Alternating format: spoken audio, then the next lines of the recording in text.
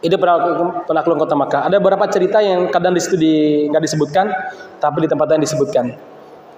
Baik, masyarakat muslimin, singkat cerita, ketika penaklukan kota Makkah, Nabi Muhammad SAW mengumpulkan orang-orang Makkah ya, sambil bertanya kepada mereka, Ayuhan nas, wahai penduduk Makkah, kalian masih ingat apa yang kalian lakukan kepadaku dulu?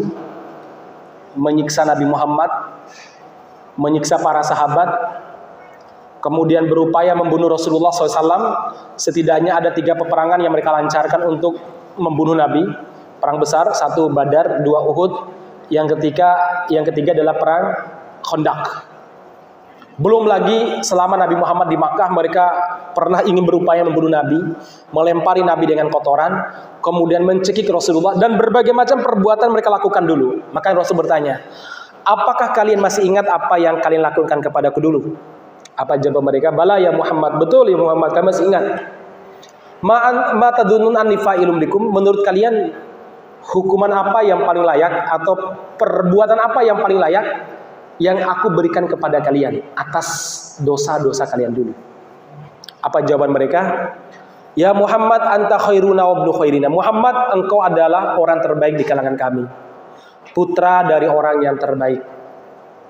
Kamu pasti melakukan hal-hal yang baik. Maka Nabi Muhammad SAW pun mengucapkan kalimat yang diabadikan sepanjang sejarah. Apa kata beliau? La tasribal yaum. Hari ini tidak ada dendam. Kalimat itu diucapkan oleh Nabi Yusuf ketika ke-12 saudaranya, ketika 11 saudaranya atau 10 saudaranya meminta maaf kepada beliau disebabkan perbuatan mereka yang ingin membunuh Nabi Yusuf. Kalimatnya sama. La tasribal yaum. Tidak ada balas dendam hari ini. Idhabu wa antum tulaqa. Pergilah kalian ke rumah kalian masing-masing, kalian dibebaskan. Tidak ada penawanan, tidak ada penangkapan, tidak ada pembunuhan. La tasribal yaum. Kemudian al-yaumu yaumul marhamah. Al-yaum yaumul marhamah laisal malhamah. Hari ini hari kasih sayang, bukan hari pembantaian. Itu kemudian membuat mereka menangis. Kemudian mereka berbondong-bondong masuk Islam. Berbondong-bondong mereka masuk Islam. Nah, masyarakat muslimin yang mudah-mudahan dirahmati Allah Subhanahu wa taala, sepenggal kisah. Tapi tidak pernah ada panglima yang bisa melakukan perbuatan ini kecuali dalam sejarah Islam. Memaafkan orang-orang yang dulu mendolimi, yang berbuat jahat luar biasa. Di saat beliau mampu untuk melakukan eksekusi dan mereka berhak untuk dieksekusi, ya, atau mereka berhak untuk dihukum. Tapi Nabi Muhammad SAW itu bisa memposisikan diri sebagai orang yang memaafkan. Itu jarang terjadi. Kalaupun ada, itu hanya ada dalam sejarah Islam. Pada zamannya Muhammad Al-Fatih, sebelumnya pada zamannya Salahuddin Al-Ayyubi. Ketika Salahuddin Al-Ayyubi menguasai benteng Yerusalem Al-Quds, beliau pun mengampuni orang-orang Kristen dan pasukan-pasukan salib yang dulu melakukan pembantaian terhadap umat Islam dan berbuat jahat serta berkhianat berkali-kali dengan dalam perjanjian dengan Salahuddin Al-Ayyubi. Hal yang sama dilakukan oleh Muhammad Al-Fatih ketika beliau menaklukkan benteng Konstantin. Beliau memaafkan orang-orang Kristen. Kemudian beliau pun menyuruh mereka untuk keluar dengan aman dan damai. Dan kalau mereka tinggal di Konstantinopel, mereka tetap dilindungi sebagai warga negara. Padahal dulu mereka melakukan berbagai macam kejahatan, membantai umat Islam, membunuh jamaah haji.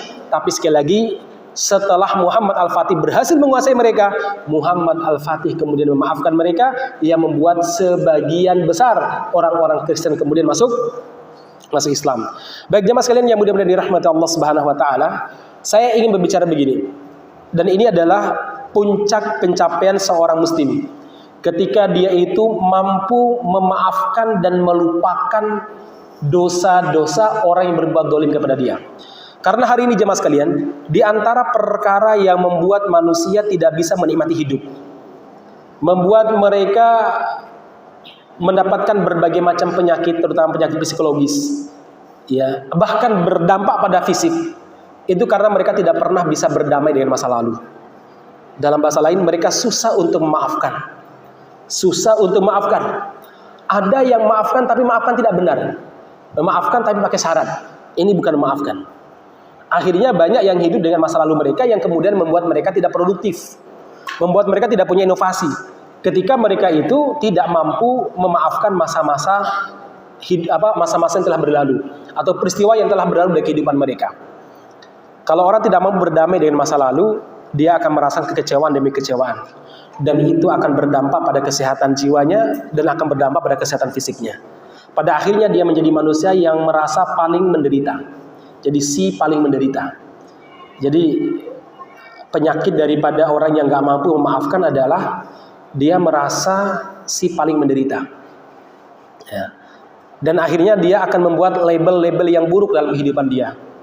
Contoh, orangnya jahat. Contoh, ini masalah di luar kendali saya. Ini masalahnya sangat menyakitkan. Ini kan label. Dia sendiri yang melabeli masalah ini dan menamai masalah ini sebagai masalah yang berat, masalah yang sulit, susah, tidak bisa dimaafkan. Seumur hidup. Ya, tidak dimaafkan seumur hidup. Dia sendiri yang membuat label dan nama-nama tersebut. Kalau orang tersebut sudah salah membuat label atau nama, maka dia juga akan salah dalam bersikap. Dia akan salah dalam bertindak. Dan juga akan salah dalam banyak hal.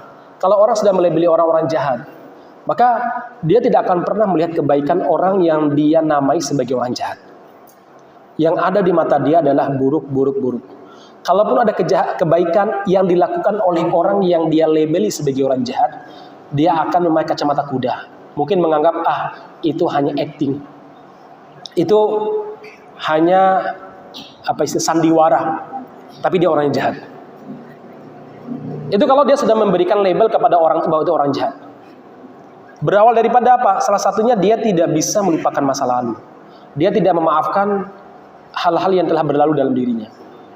Kalau orang sudah melabeli sebuah masalah dengan masalah yang sangat sulit dan berat, maka apa yang ada dalam diri dia? Satu, dia tidak akan pernah punya kemauan keras untuk menyelesaikan masalah tersebut. Karena sudah terlanjur mengatakan ini sulit.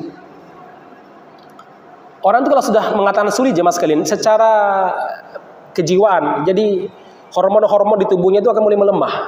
Dia tidak akan mau merubah. Dia sifatnya malas. Kalau orang sudah melabeli sesuatu dengan sesuatu yang sulit. Berapa banyak orang yang gampang menyerah karena dia melabeli masalah tersebut dengan sulit. Kalau orang sudah melabeli orangnya sebagai orang pelit ataupun kikir, maka dia tidak akan pernah mau minjam kepada orang tersebut, padahal orang tersebut punya niatan untuk membantu. Dia akan terhalang untuk berbuat baik kepada orang tersebut atau senyum kepada orang tersebut karena sudah terlanjur melabeli dia sebagai orang yang kikir atau bakhil. Padahal senyumnya dia merupakan ibadah bagi dia, senyumnya dia akan mencerahkan jiwa dia, minimal akan mencerahkan wajah dia. Gara-gara apa? Label. Maka dalam Islam, jamaah sekalian, Rasulullah sangat mewanti-wanti jangan mudah melabeli sesuatu dengan hal-hal yang jahat, hal-hal yang buruk, karena itu sangat mempengaruhi kehidupan kita. Pernah ada seorang perempuan datang menemui Nabi, dia ditanya sama Rasulullah, "Mas, siapa namamu wahai saudariku?" Jawaban dia, "Ana Asiyah, nama saya Asiyah." Pakai sop, Asiyah. Apa jawaban Nabi? Asiyah itu apa artinya? Asiyah itu maknanya satu, orang yang buruk rupa, orang yang rupanya buruk. Yang kedua, Asiyah sial, nasibnya tidak untung. Asiyah bisa bermakna orang yang perbuatannya suka jahat. Apa jawaban Nabi? Lah, bal anti jamilah. Enggak, kamu jamilah saudariku. Jamilah itu cantik. Jamilah itu budi pekertinya baik. Jamilah itu artinya jamal, jamil. Ya itu artinya apa? Orang yang beruntung nasibnya. Nabi merubah. Kenapa? Karena labeling dan penamaan mempengaruhi mindset, mempengaruhi sikap, mempengaruhi hormon-hormon dalam tubuh kita ini. Orang kalau sudah dibilang bahwa dia penjahat, ngeyel, suka membantah, kira-kira potensi yang digunakan oleh orang lain untuk menyadarkan dia sedikit apa banyak? Sedikit. dinasehati mungkin, Mas, kalau udah adzan tolong ke masjid. Alah Pak, bisa dia gampang aja. Oh benar ya ucapan orang tadi ya. Gara-gara melebeli. Hati-hati. Pernah suatu waktu Nabi Muhammad SAW dalam sebuah peperangan, itu ada beberapa jalan. Ada jalan bercabang-cabang tapi menuju satu tempat, satu tujuan. Nabi bertanya, ini jalannya apa? Sehingga saya satu namanya hariq, yaitu membakar. Jangan. Kalau ini apa? Hatop, kayu bakar. Kalau ini Asia atau apa? Jalan sial. Kalau ini apa? Marhaba. Oke, kita lewat jalan sini. Marhaba. Sampai dalam urusan nama, Nabi Muhammad SAW sangat hati-hati. Ya. Nabi Muhammad SAW sangat hati-hati. Maka masyarakat muslimin yang mudah-mudahan dirahmati Allah Subhanahu wa taala, kalau ada yang bertanya kepada kita bagaimana melewati masa-masa sulit, pertanyaan itu salah. Karena dia sudah melabeli masa-masa itu sebagai masa sulit. Jangan mudah untuk mengatakan ini masa sulit. Nabi Muhammad SAW ketika menghadapi berbagai macam masalah, beliau tidak pernah memberikan label. Yang beliau lakukan adalah berikhtiar maksimal, kemudian memohon kepada Allah Subhanahu wa taala semoga dimudahkan. Udah, ya Allah bantu aku dalam urusan ini. Ya Allah permudahkan. Ya Allah. Jadi kalimat-kalimat yang senang, kalimat-kalimat yang penuh dengan motivasi, bukan label yang membuat kita mudah kecewa dan membuat kita marah. Baik jemaah sekalian, kembali pada yang sampaikan tadi. Memaafkan itu bagi sebagian orang adalah kelemahan. Tapi dalam Islam memaafkan dan mengabaikan kesalahan orang adalah sebuah kekuatan. Memaafkan. Sebuah kekuatan yang luar biasa. Kan kita begini, logika yang dipakai oleh manusia pada umumnya, mudah memaafkan itu sama dengan lemah. Karena dianggap membalas itu sebuah kekuatan. Jadi kalau nggak membalas berarti anggap lemah. Kalau membalas berarti kuat. Kalau memaafkan berarti orang lemah. Masyarakat muslimin, justru memaafkan dan mengaku bersalah itu sebuah kekuatan.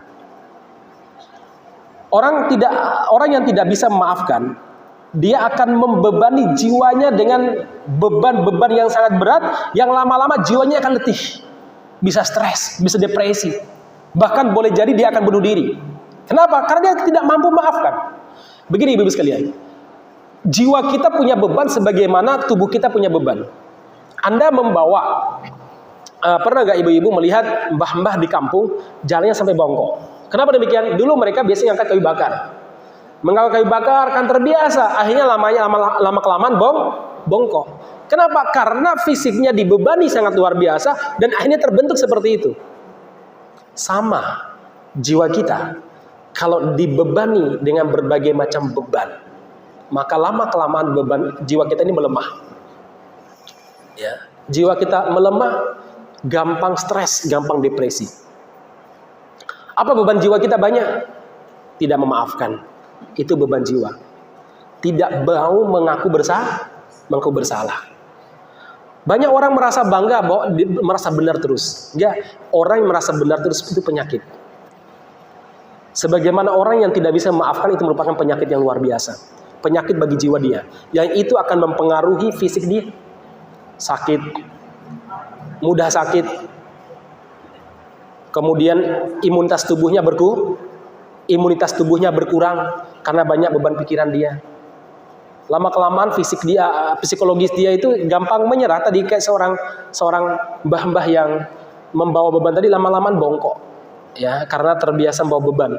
Sama jiwa kita juga lama-kelamaan bongkok, lama-kelamaan dia akan melemah, menyerah, bahkan sampai tingkat depresi. Kalau dia itu tidak bisa mencari jalan keluar dari masalah-masalah yang dihadapi. Kalau ada yang pernah mengecewakan kita, bahkan memerangi kita, jalan dan solusinya satu-satunya adalah memaafkan. Dan itulah yang dilakukan oleh Nabi Muhammad SAW. Kita tidak seberapa dibandingkan beban yang ditimpakan oleh orang-orang Quraisy pada Nabi Muhammad. Beliau diusir, beliau dibunuh, harta benda beliau diambil alih. Ya, kemudian sahabat beliau yang beliau cintai sekaligus paman beliau Hamzah mereka bunuh. Belum lagi puluhan sahabat pada perang Badar. Demikian juga puluhan sahabat pada perang Uhud. Belum lagi harta, keringat dan lain sebagainya yang mereka keluarkan. Ya, belum lagi beliau harus berpisah dengan keluarga tercintanya. Gara-gara apa? Gara-gara orang Quraisy. Tapi yang luar biasa adalah apa? Beliau mampu memaafkan. Ya, mampu memaafkan. Nah, bagaimana agar kita ini bisa memaafkan dan mudah memaafkan? Rasulullah kok gampang sekali maafkan sampai mengatakan la tatsribal yaum, tidak ada balas dendam hari ini di hadapan orang-orang Makkah yang sudah puluhan tahun memerangi beliau. Ya, la tatsribal yaum, tidak ada dendam hari ini. Semoga Allah mengampuni kalian. Intalaku wa antum idhabu wa antum tulaqa, pergilah kalian ke rumah masing-masing. Kalian akan dibebaskan, tidak ada penawanan, tidak ada bayar diat, bayar tebusan, tidak ada perbudakan. Kalian semua diampuni oleh Allah Subhanahu wa taala dan kalian diampuni semuanya, tidak ada hukuman untuk kalian. Kok bisa seperti itu? Yang pertama, ma'asyiral muslimin, orang kalau ingin mudah memiliki rasa maaf, maka dia harus membuat mindset di kepalanya. Memaafkan itu adalah kekuatan. Memaafkan itu adalah solusi. Diperbaiki dulu mindsetnya. Ya. Memaafkan itu adalah ibadah. Diperbaiki dulu. Kalau kita nggak memperbaiki mindset kita, maka kita menjadi orang yang paling susah memaafkan. Perbaiki dulu mindset kita. Memaafkan itu adalah ibadah. Memaafkan itu adalah sebuah kekuatan. Memaafkan itu sebuah kemuliaan. Dan yang luar biasa lagi adalah apa? Anda harus punya keyakinan memaafkan berarti Anda punya peluang diampuni oleh Allah semua dosanya dan dimudahkan urusan-urusannya. Memaafkan. Suatu waktu Abu Bakar radhiyallahu anhu marah kepada Mistah dan beberapa orang yang saat itu betul-betul menyakiti Abu Bakar. Menyakiti Abu Bakar, terutama Mistah bin Utsasah. Siapa Mistah bin Utsasah? Mistah bin Utsasah ini sepupu Abu Bakar. Orangnya miskin, begitu hijrah ke Madinah juga miskin.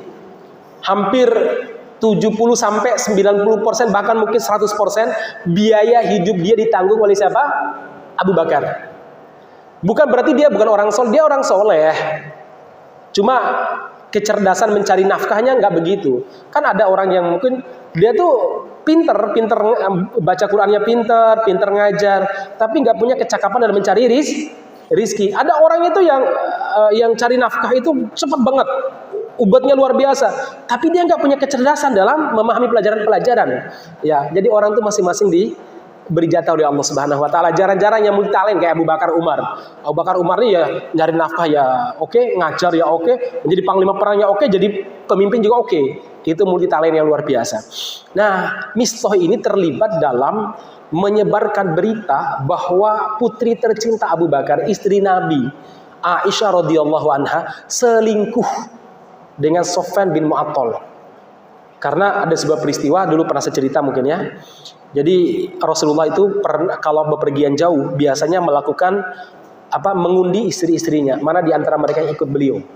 Ya, diundi siapa yang namanya keluar, maka dia akan mengikuti Nabi dalam ekspedisi itu, baik ekspedisi dakwah, jihad, umroh maupun haji. Itu karena istrinya banyak, nggak mungkin diajak semuanya. Paling banter biasanya cuma 2, tapi kadang paling sering cuma 1. Ya, karena seorang pemimpin harus ditemani oleh seorang istri. Karena istri itu akan menenangkan jiwa pemimpin. Para sahabat lain nggak bawa, karena mereka itu nggak usah tenang, nggak masalah. Yang penting pemimpin yang tenang. Karena sekali lagi dengan keberadaan istri di samping seorang pemimpin akan menenangkan jiwa dia. Saya nggak tahu nanti nasib Indonesia ketika pelantikan, karena tidak ada ibu negara.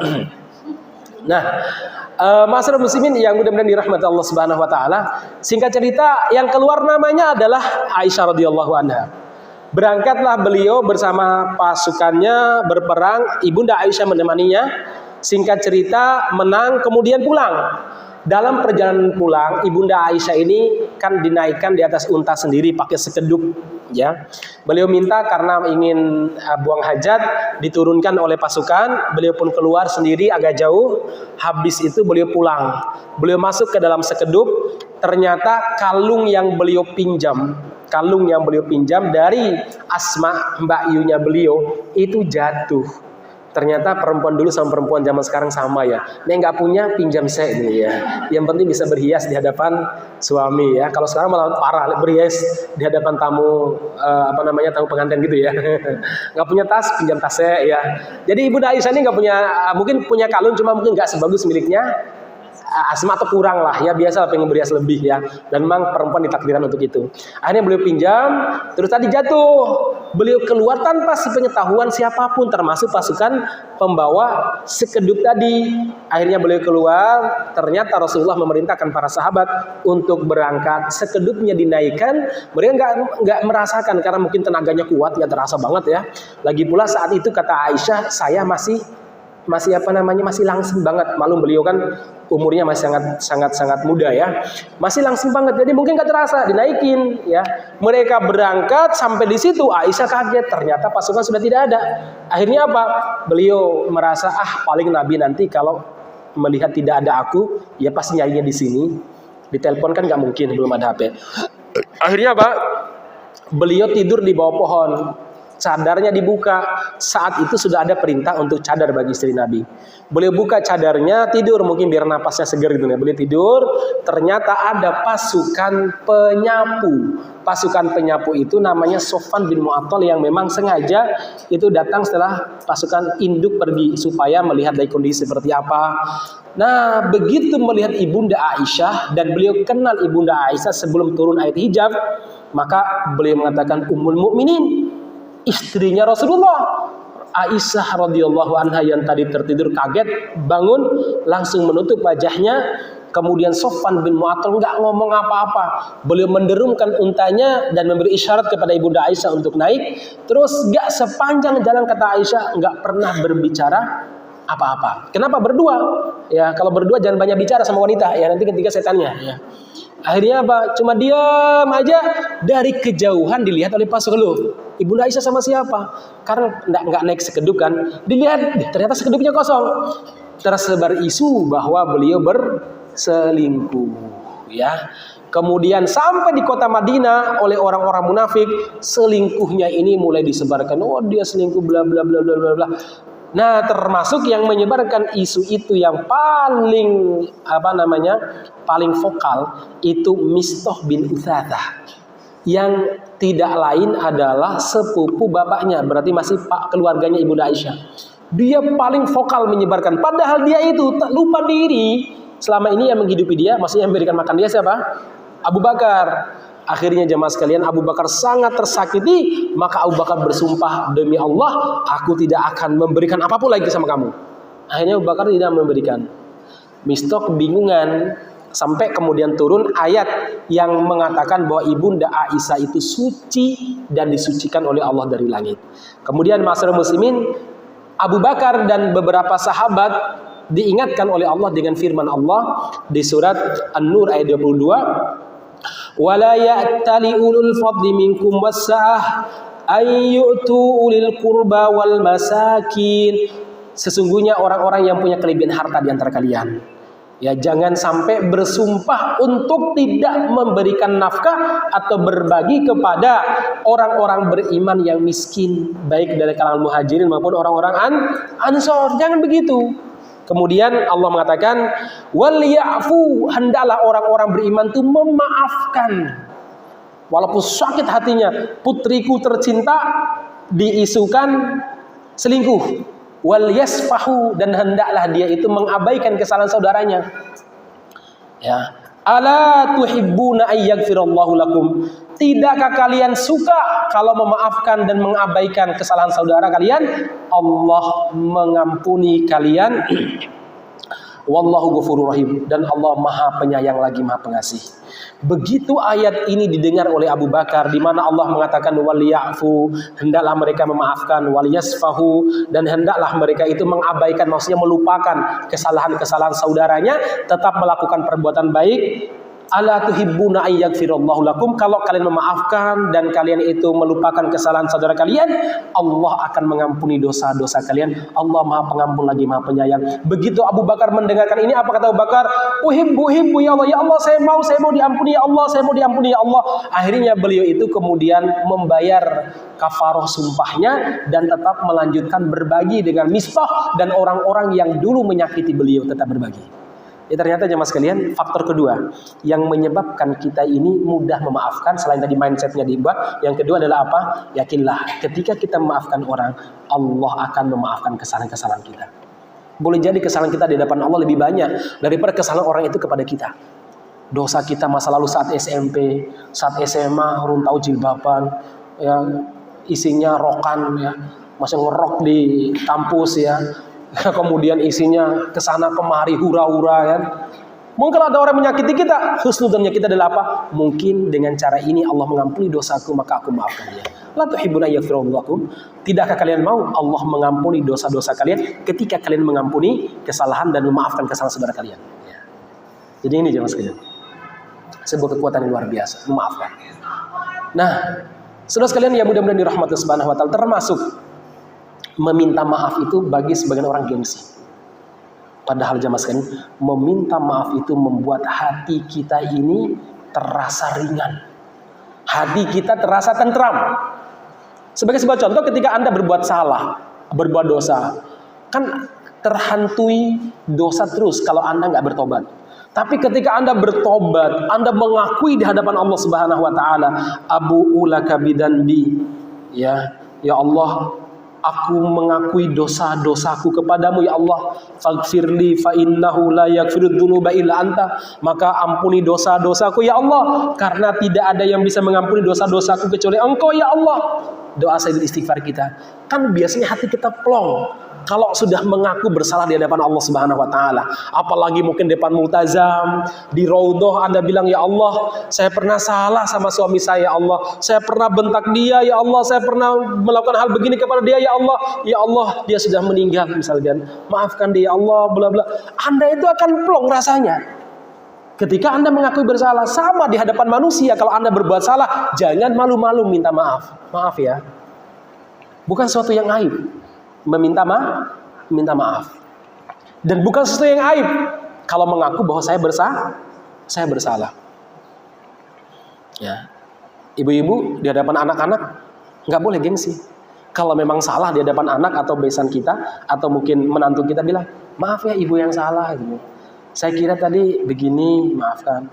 Dan itu akan diakui oleh mereka daripada Anda dikenal sebagai orang merasa pengen benar terus. Ya. Karena banyak orang mengatakan, tadi saya lihat, ada orang merasa bahwa mengakui maaf itu lemah. Mengakui maaf itu hina. Enggak. Rasulullah mengatakan, ma tawadu abdun lillahi illa rafa'ahullah. Siapa yang tawadu itu banyak merendah dengan mengakui bermaaf, mengakui salah. Merendah dengan mengatakan, ya saya maafkan, gak apa-apa. Merendah, illa rafa'ahullah, Allah pasti akan mengangkat derajatnya. Apa kita tidak ingin diangkat derajatnya oleh Allah Subhanahu wa taala? Ibu sekalian yang mudah-mudahan dirahmati Subhanahu wa taala, itu yang kedua. Yang terakhir, yang ketiga.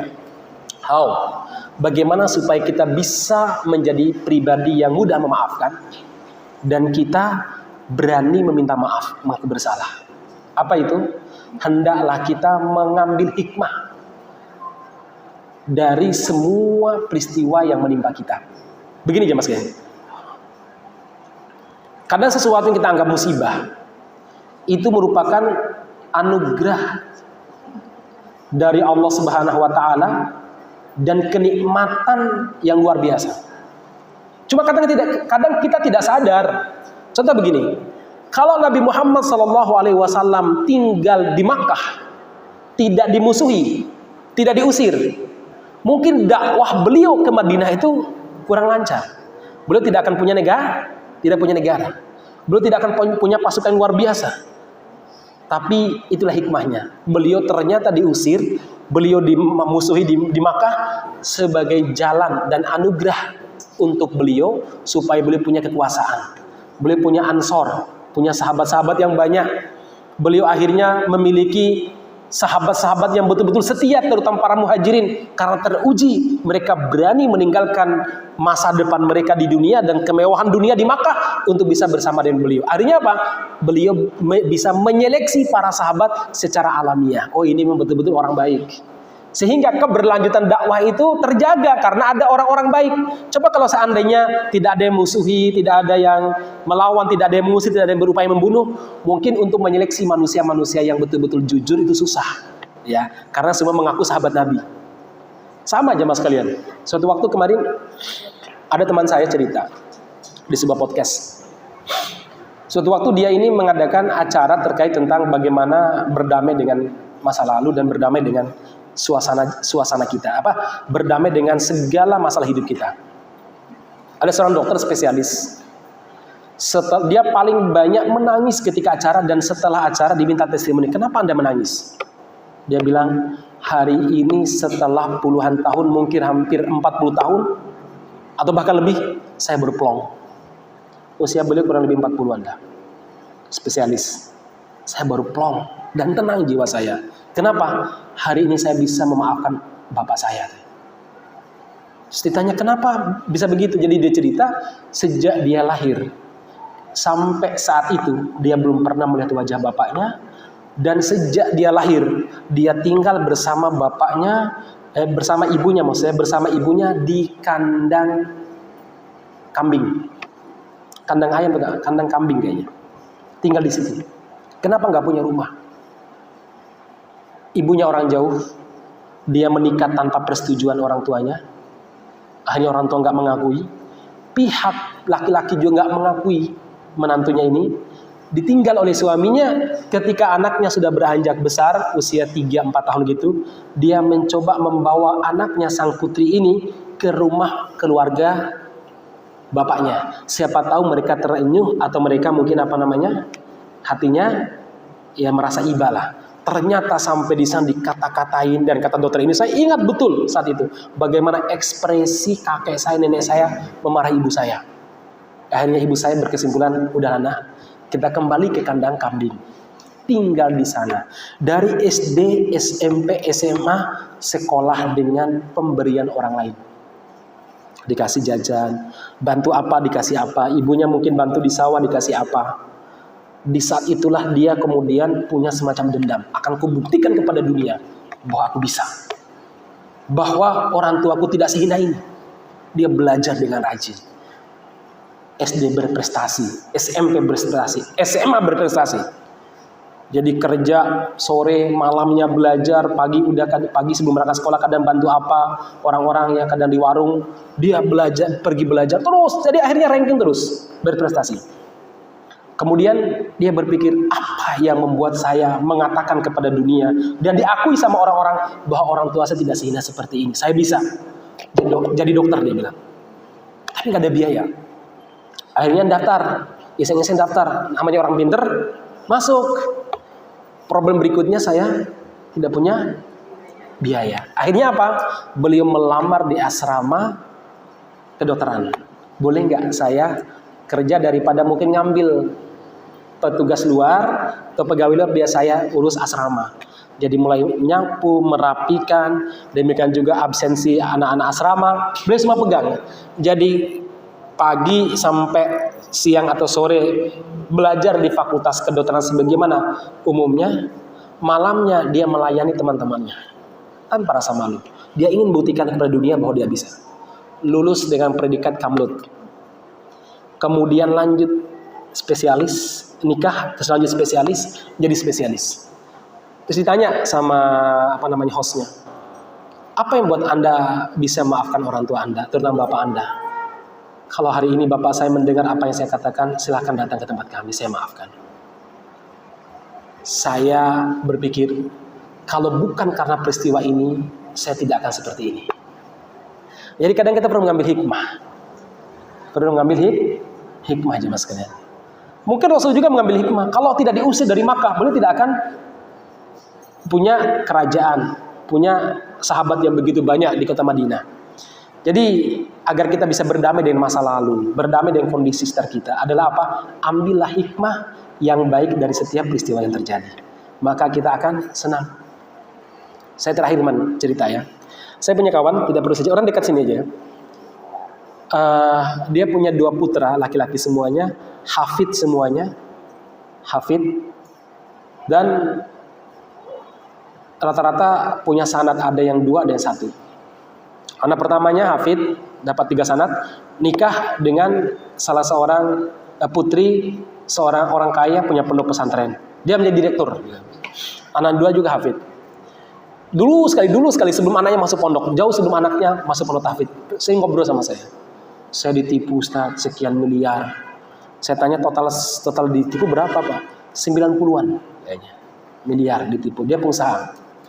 Anjlok semua dijual untuk bayar. Dijual semua aja Mas kalian. Nggak punya apa-apa. Tapi dia berpikir anak harus sekolah. Karena udah ngaji, akhirnya pengen anaknya sekolah di pondok. Awalnya anaknya lulus sih di tes di SMA yang ada. Pokoknya anakku harus pondok. Tapi dia nggak punya uang. Akhirnya dia jual motornya. Yang penting anaknya bisa masuk sekolah. Berikutnya saya nggak punya tempat tinggal. Nah kemudian ada teman bisnis. Saya punya tanah di pinggir jalan. Silakan kamu buat warung atau apa kek. Saya kasih modal sekian lah. Ini pinjamin modal sama temannya. Sekarang alhamdulillah laris warungnya. Nah kemarin ngobrol sama saya setelah anaknya nikah. Anak yang kedua sudah mau dilamar juga sama, jadi yang lamar malah perempuan dulu ya. Kemudian saya tanya, Pak, dibandingkan kerugian sekian miliar dulu dengan 2 anak Anda yang sekarang Anda lihat itu, mana yang Anda pilih? Anak saya Ustaz. Apa yang Anda ambil pelajaran dari ini semuanya? Allah punya cara untuk membuat saya ini kuat. Allah punya cara untuk membuat anak saya insya Allah jadi orang-orang soleh. Saya nggak bayangkan kalau seandainya saya tetap jadi pengusaha. Anak saya SMA, mungkin mereka fasilitasnya banyak, kesana kemari dengan cewek, mabuk dan sebagainya. Saya nggak bisa bayangkan dengan. Ternyata Allah punya cara sendiri untuk memuliakan saya dan keluarga saya. Ya dengan cara kehilangan tadi, ditipu dengan sekian puluh miliar tadi. Subhanallah jemaah sekalian. Ternyata banyak hal yang perlu kita syukuri dalam kehidupan kita. Demikian mungkin pelajaran yang luar biasa dari Nabi Muhammad SAW. Beliau bisa memaafkan orang-orang Makkah yang dulu mengusir beliau, dulu hampir membunuh beliau, yang dulu menginjak-injak beliau, melempar beliau pakai batu dan lain sebagainya. Kenapa? Karena memaafkan adalah sebuah kemuliaan, memaafkan adalah sebuah kekuatan, memaafkan adalah jalan untuk meraih kemenangan dunia akhirat. Sekedemikian barakallahu fikum, mohon maaf kalau ada hal yang kurang berkenan. Kita tutup dengan doa kafaratul majlis. Subhanakallahumma rabbana bihamdika asyhadu an la ilaha illa anta astaghfiruka wa atubu ilaik. Walhamdulillahirabbil alamin. Assalamualaikum warahmatullahi wabarakatuh.